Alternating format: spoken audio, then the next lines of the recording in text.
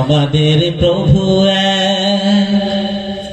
এক নবীর উম্মত জীবন বিধানে ওই শিবানী কুরআন।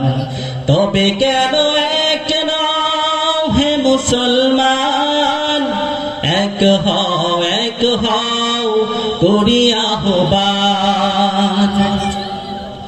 বাইতুল্লাহ মদিনা শরীফ উহুদ পাহাড় বদরের মাঠে। বাইতুল্লাহ